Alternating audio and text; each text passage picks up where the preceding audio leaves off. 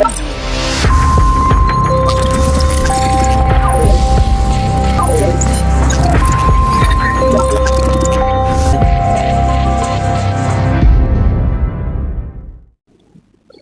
اللہ الرحمن الرحیم۔ السلام علیکم۔ آج ہم بات کریں گے سلیپ اپنیا کی۔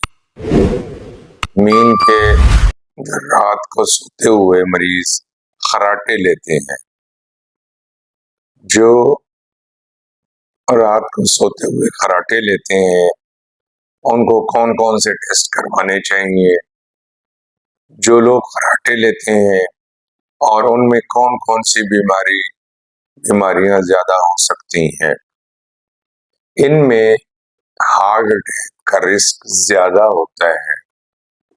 جو لوگ خراٹے لیتے ہیں، سلیپ اپنیا، نیند رات کو سوتے ہوئے خراٹے لیتے ہیں، تو ایسے پیشنٹ کو اپنا بلڈ پریشر ضرور چیک کروانا چاہیے۔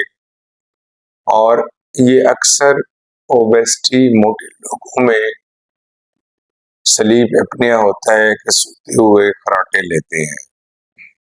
اور ضروری نہیں، کچھ لوگ ایسے بھی ہوتے ہیں جو سلم سمارٹ ہوتے ہیں لیکن پھر بھی وہ خراٹے لیتے ہیں۔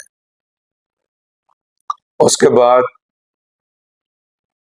ایسے پیشنٹ جو سوتے ہوئے خراٹے لیتے ہیں ان کو ای سی جی ضرور کروانی چاہیے ہر 6 مہینے کے بعد۔ اس سے کیا ہوتا ہے کہ مریض خود ڈسٹرب نہیں ہوتا لیکن فیملی ضرور ڈسٹرب ہوتی ہے۔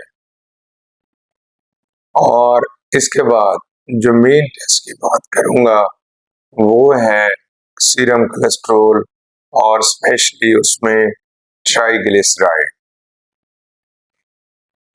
خراٹے لینے والوں کو بہت خطرناک بیماری ہو سکتی ہے، اور جیسے کہ میں نے بتایا سب سے زیادہ جو ہے وہ ہے ہارٹ اٹیک۔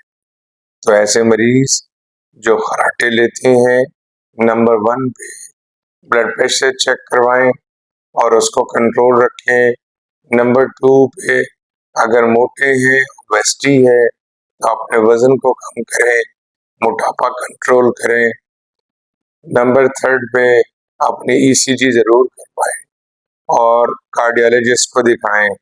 نمبر 4 پہ وہ پیشنٹ ایک خون کا ٹیسٹ جس میں لپڈ پروفائل، اس میں اسپیشلی کولیسٹرول اور ٹرائی گلیسرائڈ، یہ اکثر بڑے ہوتے ہیں، ان کو چاہیے کہ اس کا ٹریٹمنٹ کروائیں اور ان خراٹوں سے جان چھوٹ سکتی ہے اور ہماری جو فیملی ڈسٹرب ہوتی ہے اس آدمی سے، اس مرد یا عورت سے جو سوتے ہوئے خراٹے لیتے ہیں، وہ نارمل ہو جائے گا اور باقیوں کی زندگی بھی آسان ہو جائے گی۔